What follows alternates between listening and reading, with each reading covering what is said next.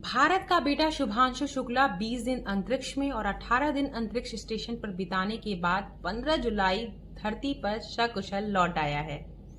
शुभांशु शुक्ला और क्रू के अन्य सदस्य एक्सोम 4 मिशन का हिस्सा थे। सभी अंतरिक्ष यात्री 22 घंटे की यात्रा करके पृथ्वी पर लौटे हैं।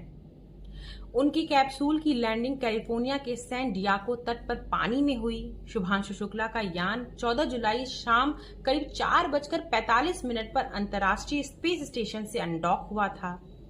आपको बता दें कि कैप्सूल स्पेस का मतलब है अंतरिक्ष यान का एक हिस्सा जो आमतौर पर लोगों या उपकरणों को ले जाने के लिए डिजाइन किया गया है।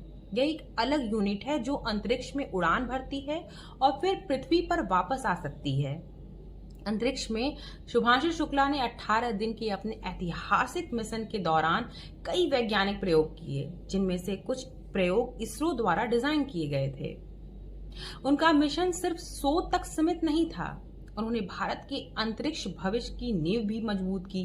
उन्होंने ISS पर कम से कम 7 माइक्रोग्रेविटी प्रयोग सफलतापूर्वक पूरे किए, साथ ही कई और उपलब्धियां भी हासिल की।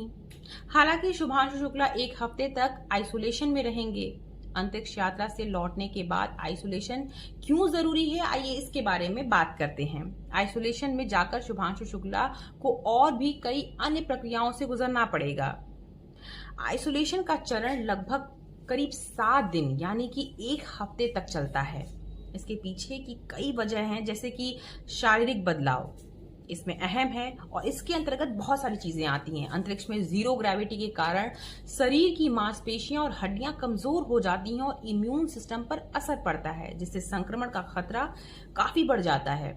वहीं कई अंतरिक्ष यात्री वापसी पर अपने पैरों पर खड़े भी नहीं हो पाते हैं, इसलिए ये प्रक्रिया बहुत जरूरी है।